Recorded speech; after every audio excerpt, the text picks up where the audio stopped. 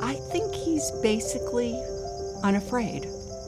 And so challenges that he faces may not be the typical. He doesn't waste much time worrying about what the outcome for him might be personally.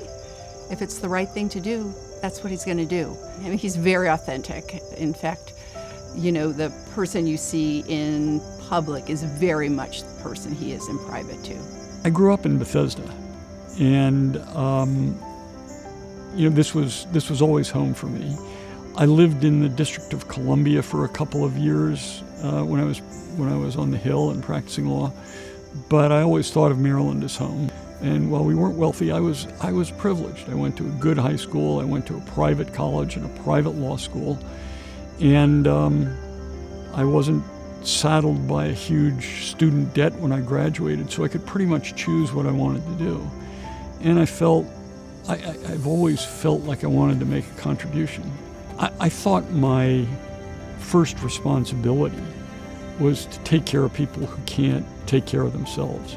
I represented literally the wealthiest district in the state of Maryland in the General Assembly, and yet every position that I took, every issue that I was involved in, and the ones that I cared about the most related to people who didn't have the kind of opportunities that I had.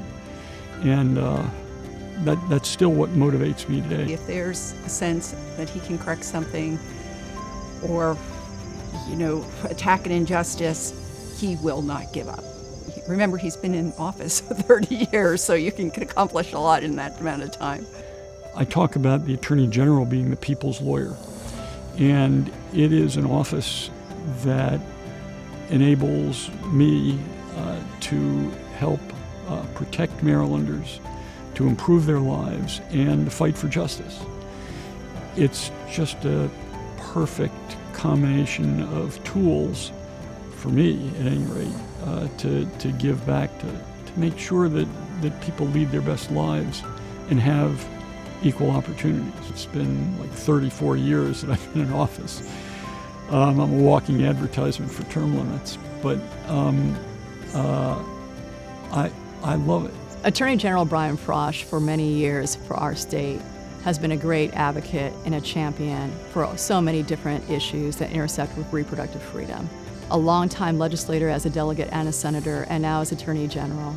We rely on him to give us the guidance in order to make sure that Marylanders have all the rights and all the protections that they deserve, be it in economic, environmental, racial, social justice issues. And that's why we're honoring him today with the 2020 Choice Advocate of the Year Award. I'm very honored to be presented with this award. There are so many people who contribute to freedom of choice in our state. It's something that's been important to me.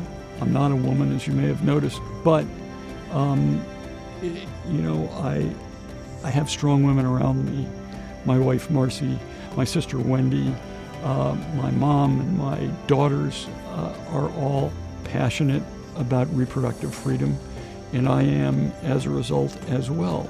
It acknowledges an issue that's been important to us since the beginning of our relationship. This has been an outstanding career of public service. I mean, he cares about justice, and I'm not sure there's been a time where we needed that more.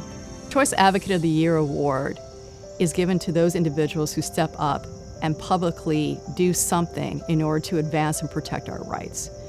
It's only fitting that Brian Frosh received this award after such a long career dedicated to doing what is right. And we're very honored to be the ones to step up and say, thank you, Brian Frosh.